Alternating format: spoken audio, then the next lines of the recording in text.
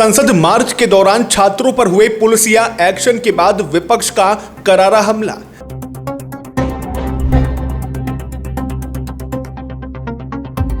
अखिलेश यादव ने लोकसभा में उठाया बेटियों के साथ दुर्व्यवहार और लाठीचार्ज का गंभीर मुद्दा।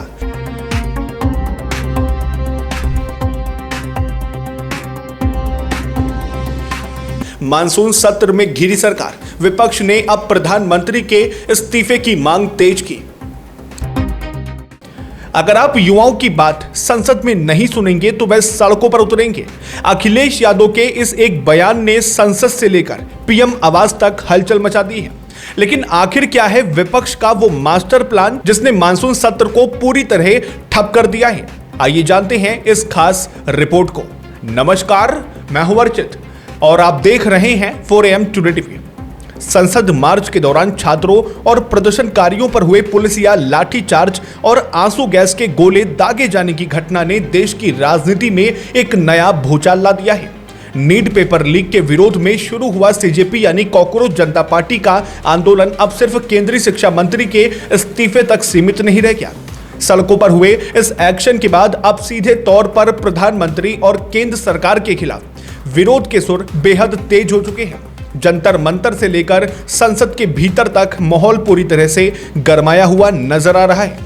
संसद के मानसून सत्र के दौरान विपक्ष ने इस मुद्दे को लेकर सरकार की पूरी घेराबंदी कर दी है। विपक्षी नेताओं का साफ तौर पर कहना है कि जब 1 से 2 लाख युवा शांतिपूर्ण तरीके से अपनी मांगे रखने दिल्ली पहुंचे थे तो उन पर इस तरह का बल प्रयोग पूरी तरह से अनुचित था। इस पुलिसिया एक्शन के विरोध में विपक्षी दलों ने संसद भवन के बाहर और पीएम आवास के समक्ष जोरदार नारेबाजी करते हुए सरकार को आड़े हाथों लिया। विपक्षी खेमे का यह आरोप है कि सरकार जन भावनाओं और युवाओं की आवाज को अनसुना कर रही है।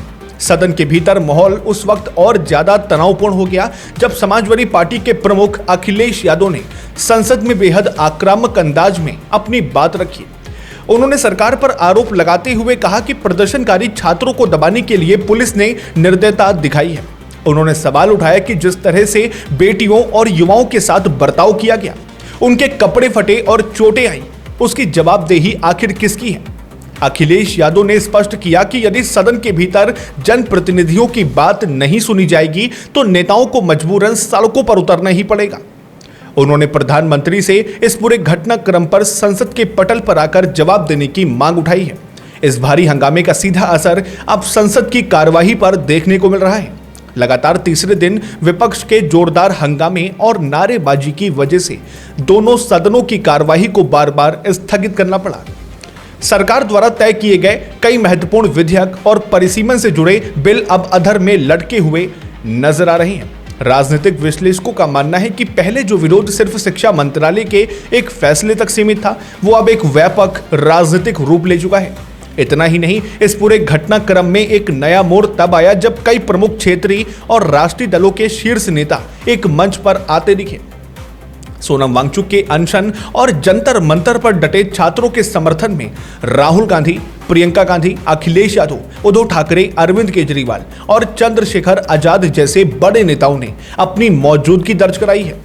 घायल छात्रों से मिलने आरएमएल अस्पताल पहुंचे विपक्षी नेताओं ने साफ कर दिया कि जब तक युवाओं को न्याय नहीं मिलता तब तक ये लड़ाई सड़क से लेकर संसद तक जारी रहेगी।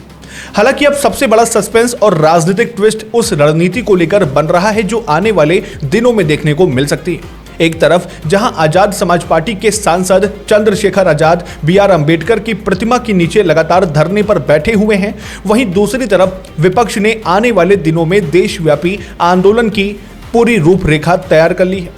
संसद में गतिरोध कायम रहने के बीच ये देखना बेहद दिलचस्प होगा कि सरकार इस अभूतपूर्व राजनीतिक दबाव और छात्र आंदोलन से निपटने के लिए क्या नया कदम उठाती है। फिलहाल आपका इस खबर को लेकर क्या विचार है? अपनी राय कमेंट बॉक्स में जरूर साझा करिएगा, लाइक करिएगा और शेयर जरूर करिएगा। और ऐसी ही जानकारी भरी खबरों को जानने के लिए और अपनी आवाज को बुलंद करने के लिए 4am टुडे टीवी को सब्सक्राइब जरूर कर लीजिएगा। फिर मिलते हैं एक और नए अपडेट के साथ, तब तक के लिए नमस्कार, जय हिंद, जय भारत।